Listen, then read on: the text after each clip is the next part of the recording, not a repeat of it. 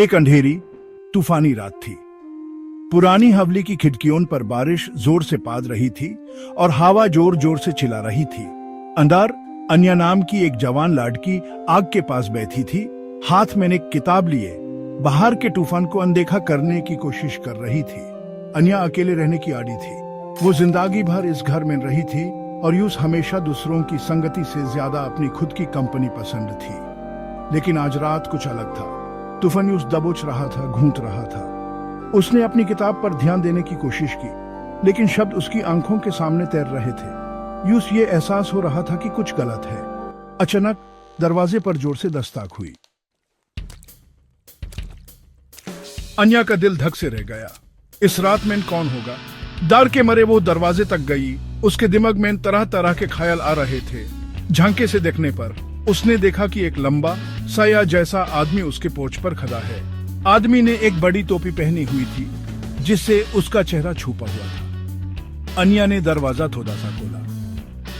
क्या मैं आपकी मदद कर सकती हूँ? उसने पूछा। उसकी आवाज कांप रही थी। मेरी गाड़ी कुछ दूर खराब हो गई है, आदमी ने कहा। उसकी आवाज एक गहरी गुड़गड़ाहट थी। क्या मैं अंदर आ सकता हूं और आपका फोन यूज कर सकता हूं?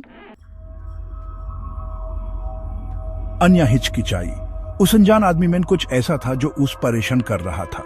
लेकिन तूफानी रात थी और वो मजबूर लग रहा था। अपने मन के खिलाफ उसने दरवाजा खोदा और खोला। अंदर आइए, उसने कहा।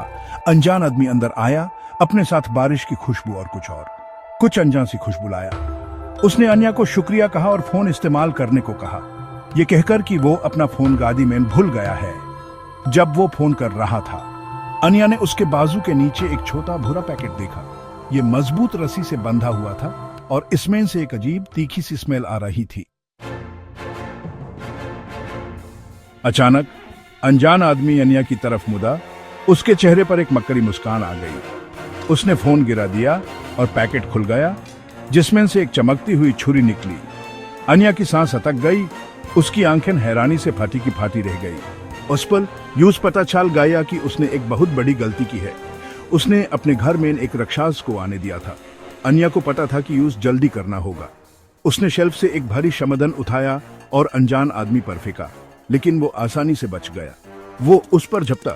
छुरी आग की रोशनी में चमक रही थी। अन्या चीखी और यूं भागाने की कोशिश की, लेकिन वो बहुत ताकतवर था। तभी बाहर से एक कानफोड़ शोर आया। तूफान ने एक पेड़ गिरा दिया था, जिसे सड़क बंद हो गई थी। अनजान आदमी रुक गया।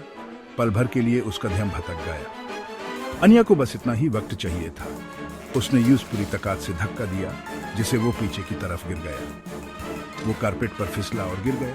छुरी उसके हाथ से निकाल गई। अन्या ने बिना देरी किए छुरी उठा ली और अनजान आदमी की तरफ कर दी।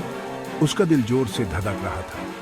हिलो मत, उसने कहा। उसकी आवाज कांप रही थी लेकिन पक्की थी।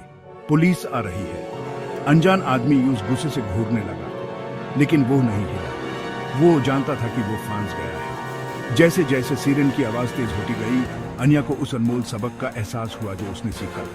अपने दिल की सुनो, उसने सोचा, चाहे आवाज कितनी भी धीमी क्यों ना हो। कभी कभी सबसे बड़ा खतरा मदद मांगने वाले के भेष में आता है।